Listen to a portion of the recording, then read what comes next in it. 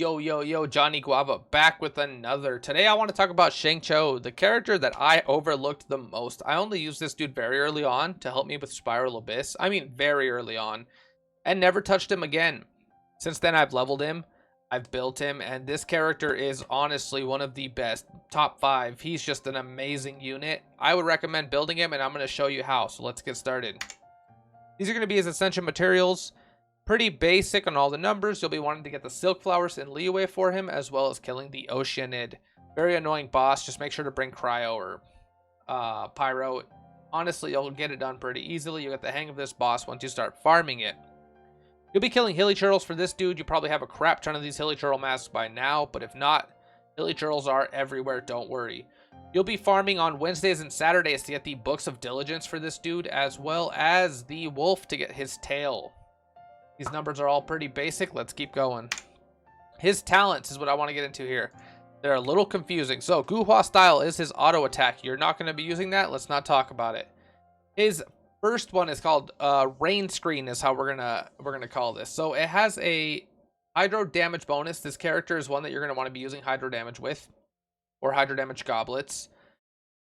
And it makes a sword around you that increases your stun resistance or your interruption resistance, whatever it's called, as well as reduces the amount of damage you take on your next hit, and the sword explodes and it heals you.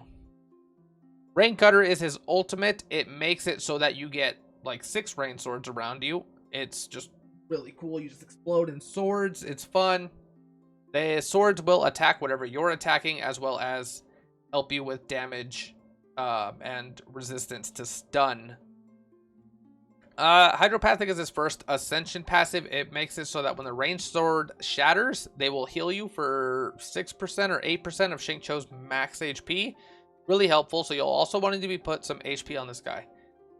His second passive is Blades of Mist Raindrops. It gives him a 20% hydro damage bonus. His last one is Flash of Genius, which makes it so that you get a character talent material. When you're making books, you have a 25% chance to get those materials back. Alright, let's talk about his Constellations, especially his C6, because that one's really confusing. His C1 gives him 1 more Rain Sword on his ultimate. His C2 gives him 3-second increase on the Rain Cutter, as well as drops the Hydro resistance of whoever he hits with the Rain Swords. His C3 and C5 are pretty basic, +3 to Rain Cutter and Rain Screen. His C4 is during the Rain Cutter and Rain Screen, he gets a 50% damage increase. Or damage dealt by the swords are 50% increased. His C6 is very confusing. It makes it so that there's a 30% increase of damage on your ult. It's roughly 30%. I'm telling you, this is worded very weird, and it might be mistranslated. As well as gives him an energy recharge buff. I believe it's like every 3rd Rain Sword will regenerate energy for Xingqiu. I believe that's how that works. And it's really confusing too, because every 3rd sword attack is what gets increased attack, but I don't think it works like every 3. It's really weird, but this is the gist of how it works. 30% damage increase and energy recharge buff. Weapons for this dude, you're going to want to be using the Mist Splitter Reforged, the Sacrificial Sword, or the Festering Desire. I recommend the one in the middle, the Sacrificial Sword. Mist Splitter is a crit damage with, like, I think damage bonus to elemental damage, and Festering Desire is energy recharge. Sacrificial Sword resets your cooldown, which gives you more ultimates because this dude generates a crap ton of particles, so just focus the Sacrificial Sword. Artifacts for this guy, I would say the 2-piece Nobledge and 2-piece Heart of Depth is the way to go. A lot of people have been telling me, so I had to put it. 4-piece Emblem of Severed Fate. I don't know what it is. Emblem of Severed Fate is just able to go on like every character, and it's good. I recommend the first one.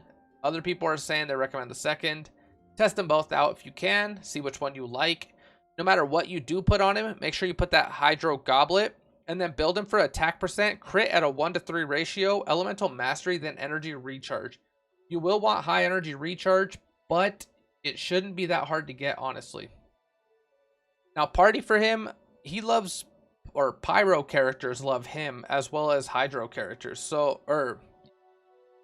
as well as Cryo characters.